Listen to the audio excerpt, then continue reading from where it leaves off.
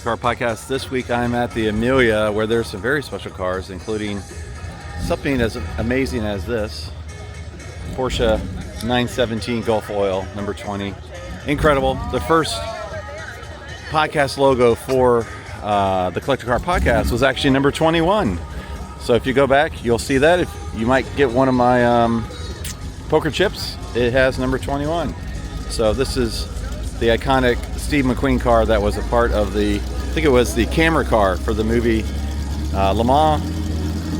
Most recently owned by Jerry Seinfeld, and famously did not sell at Mecum for $25 million, but I was told it sold privately afterwards. So I'm going to interview some cool collectors today with some cool cars, including a wooden supercar. So be sure to stay tuned, check it out, and definitely support the sponsors of the podcast. Keep this thing going. Here we go. Nice Porsche.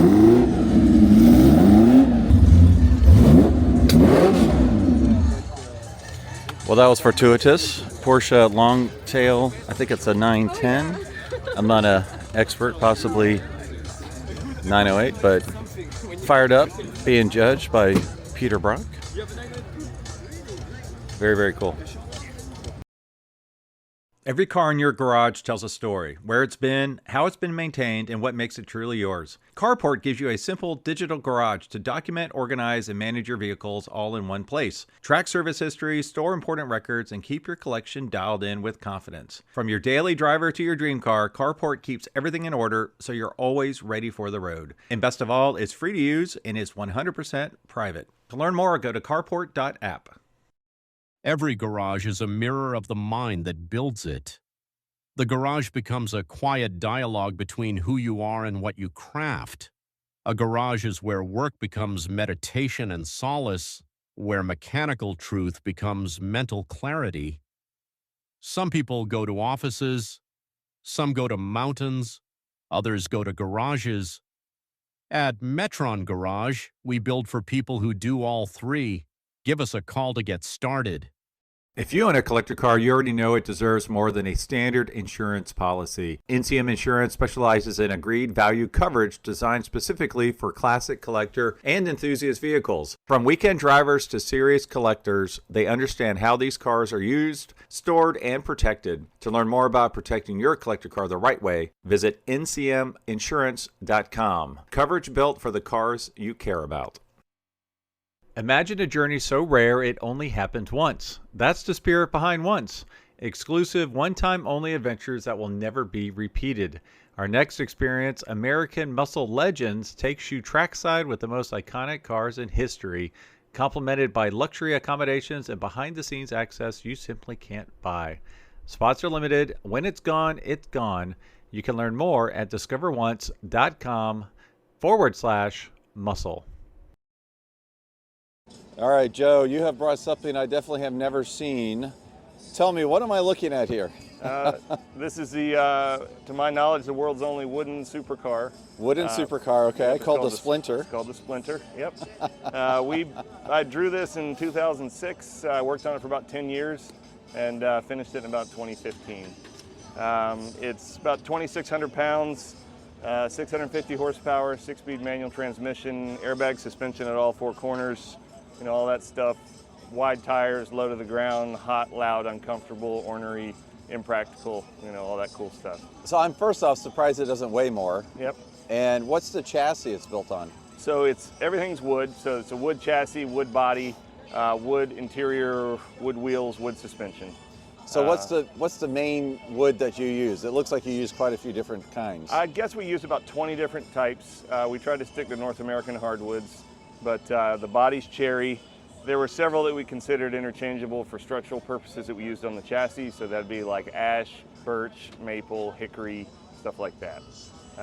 But generally speaking, most of the stuff people have heard of before. All right, so why?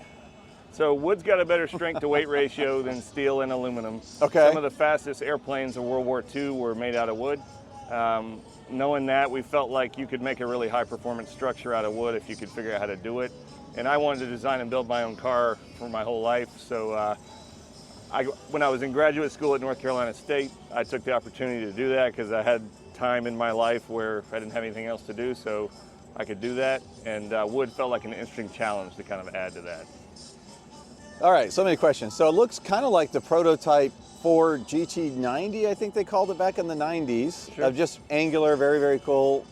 Like, what's the windshield out of, and what are the side windows? Is anything from a supercar? No, well, the tires are the only thing on there that weren't either built by me or are highly customized to work. Yeah. Those tires are kind of what you'd find on like an Enzo or a Carrera GT or Yeah, whatever it else looks, at the time. yeah, a lot like a spiker Sure. wheel Yeah. as well. There's a lot of things that probably influence me unintentionally, but yeah, it's the more custom you go, the more custom you have to go. So it just drives you nuts, but you end up having to make everything yourself. Now, how about the texture or the pattern on the wood? How did you shape all this? So wood's a cool material. When you have it in real thin sheets, it'll Yeah. roll up like poster paper, Yeah. but it will not conform to compound curvature. So you can make a decent chassis out of compound curvature, but you can't make a decent looking body without compound curvature. So we wove the wood into a cloth. Once you weave the wood into a cloth, it will conform to some of those shapes you need to conform to. So we made a 1-to-1 buck of the car, made female fiberglass molds off that buck, and then we formed these panels inside those molds. So what is it powered by? LS? It's, originally was an LS7. We put a different intake manifold, obviously different headers, big camshaft, stripped it down as much as we could. And so that's a 7-liter V8, a lot of power, 6-speed manual transmission, all that other stuff. Oh, that's cool, because you can see some of the underneath there. Wow, got the huge exhaust. Yep. Does it squeak, rattle, and roll? It does it all. It Yep. does it all. That is a tight fit in there. Wow. It is tight. That's your shift linkage. So Oh yeah. the different configurations of that transmission, some of them run in front of the engine, some of them run behind the engine. We kind of have a mix of the two. And to get the shift linkage to the front, I had to either go around the engine or over the top, and I chose over the top. Wow. Okay. It's always better going top. It is. That's what I say. The linkage, every time you bit a bend in it, you get just a little tiny bit of it. Yeah, you're right. Yeah. Now it sounds like your daughters are now car fans as well. They're daddy fans right now. I don't know how much they care about cars, but they're around them for sure. It's absolutely amazing. Thank you, sir. I appreciate You're it. welcome. Well, thanks for bringing it to the Amelia. I can definitely say that I've never seen one of these before. Have you ever seen a Yeah. Thanks very much. I appreciate that. Yeah, great. All right, it is early at Amelia, and I've got Pedro here with the Revs Institute. Thanks for being on the Good morning. podcast. Good morning. Pleasure for having me. It's a pleasure. Thank you. Yeah, so we've run across each other at a lot of Yeah. shows. Some wet, some dry. At Moda Miami, you had a McLaren F1 from Revs there. So tell us, Correct. what do you have here today? So today, one of our cars, we actually have 5 cars in the show, 6 with tomorrow's Cars and Coffee, but this car is our 1928 Mercedes SSK. This particular car has an interesting history. It was originally ordered by Dorothy Paget, who was a well-known sponsor of the Bentley Boys. She was also very enthusiastic about motor racing, horse races. So she acquired the car with the intention of owning the fastest car in England at that time. So she ordered this car in 1928. In 1929, it was delivered to her with this configuration that you see here. So the red is actually called Midland Red, and that red comes from her father was one of the owners of the Midland Railroad Company, and their locomotives were this color. So pretty interesting, history to this car. She owned it for about 6 years. She did some hill climbs with it. She actually participated in some of the first all-women races that happened in England, some of the hill climbs. She wasn't very successful as a driver, so she sold it back to her dealer, which was David Scott Moncrief in England. Now he actually repainted the car white, never disassembled it, but just Okay. repainted it white. To mimic, the factory lightweight race car that many people are very, passionate about. So he owned it for, I want to say, until 1948, until Briggs Cunningham came into the picture. Oh, wow. So Scott shipped it to British Columbia, where the dealer there then sold it to Briggs Cunningham. So Briggs Cunningham acquired this car in 1948. He's always wanted one. The SSK is such an iconic car that he always wanted one in his collection. So when he acquired it, like I said, it was white. We have a famous picture in our archives in 1958 where Briggs Cunningham received, I believe it was chassis number 2 of the goings into the United States. Oh, wow, and he's yeah. standing in front of his home in California next to this, as well as the freshly delivered going. So pretty interesting. And then, you know, when we acquired the collection in 1986, it joined Revs Institute, where it's now part of that. We restored the car in 2008, which then it went to 2010 to Pebble Beach, won a few different awards, and went actually back to Mercedes and got a manufacturer's assessment through it. So they went through the whole car, verified how original the car was. The car has a Barker body, which is a little bit odd that they designed something this kind of, we could say, sexy without any doors and the, you know, the aerodynamic toolbox. So So that's what that is. The pontoon thing is a yes, it's a aerodynamic toolbox. Yes, yeah. Now, all the Somewhat tools still with the car? It's actually empty. They didn't send any tools with it. We have the toolkit in the back, but that was just an extra storage for the car. Okay, yeah. So the car after that, after we restored it, we actually did the media with it in period. Oh my gosh, With wow. the gentleman that restored it, who was Eddie Beresford. And then it's been part of the collection since, you know, all of our cars, we consider them active matters, so we try to drive them at least once a year, participates in events. It's been to the Festival of Speed as well.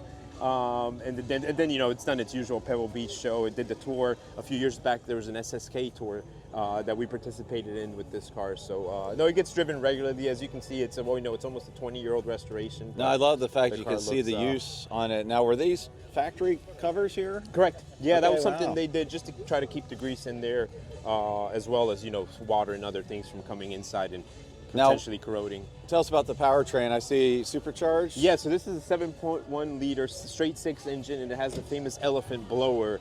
You know, these cars at that time were some of the fastest cars in the world for almost probably over a decade.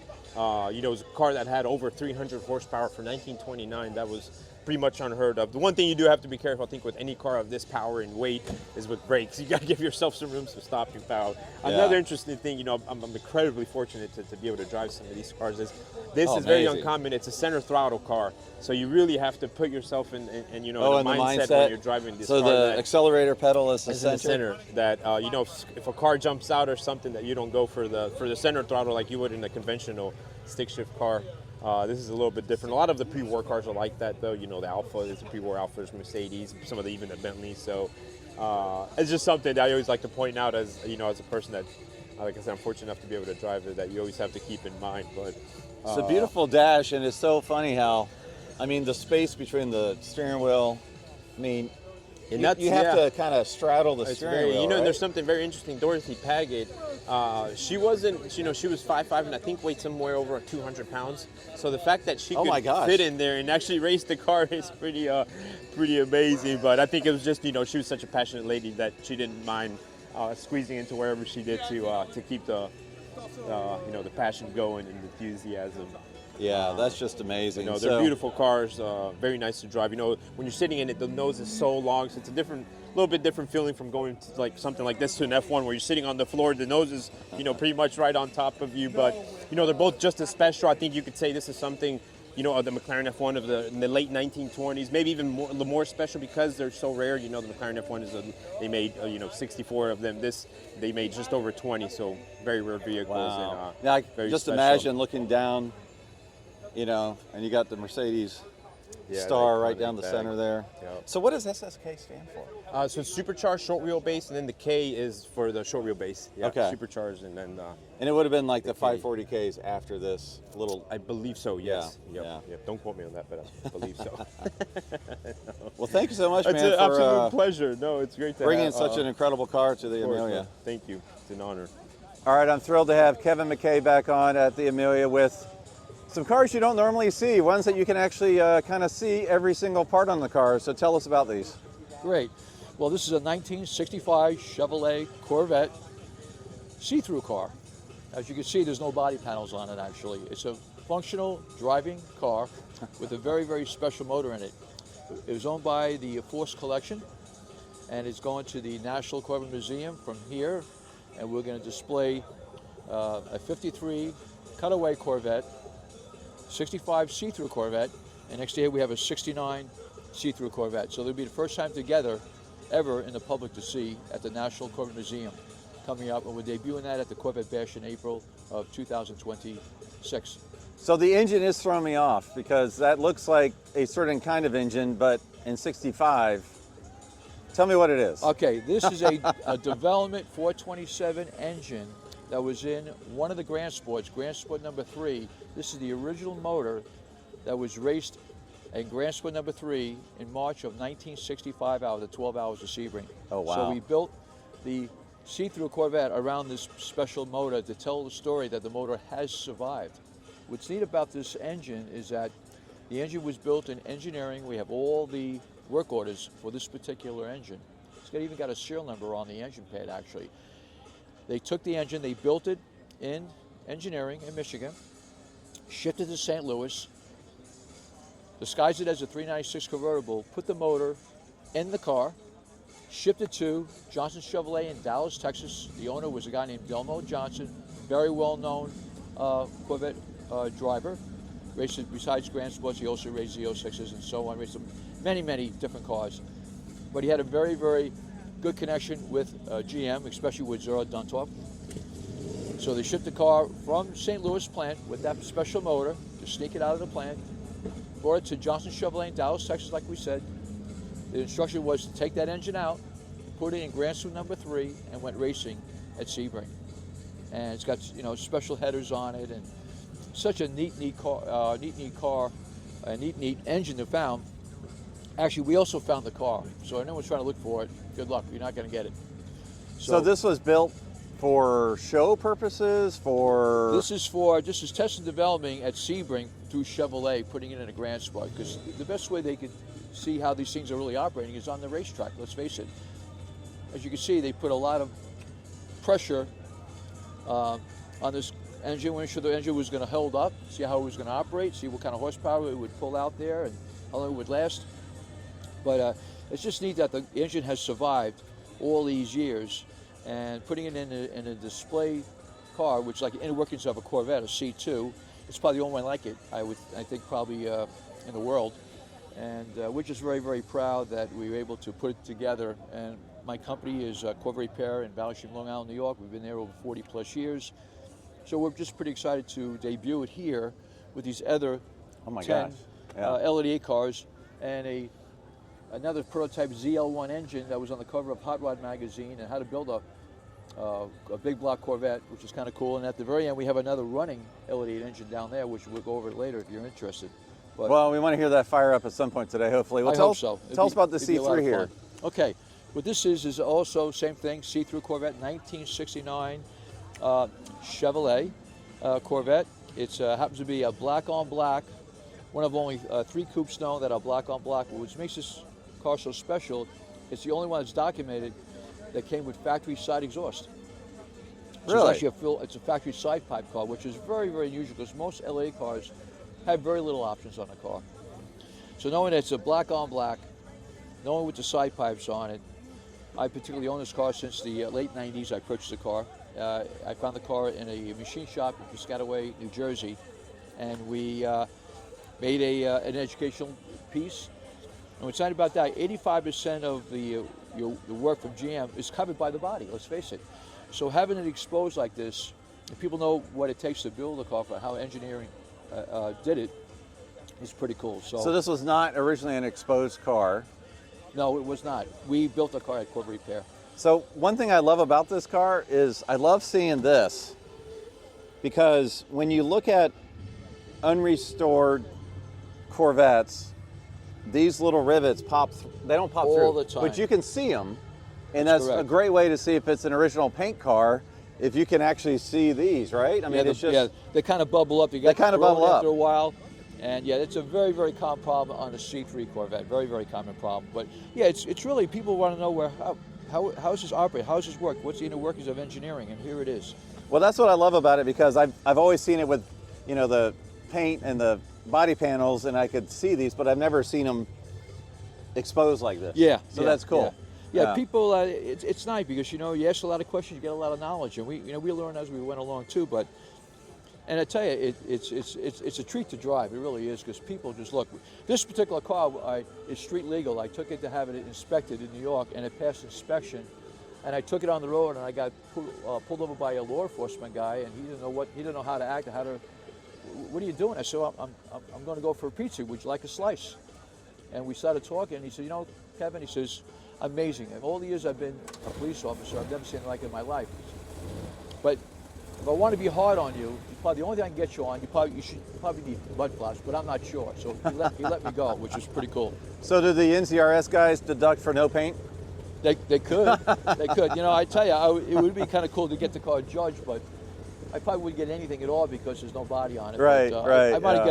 I might get mechanical work or maybe operational. I probably do very well, but you know, it's got NOS Blackwall tires. I made it what I can, but eventually I'm gonna have to put this car back together again because I do have the whole car.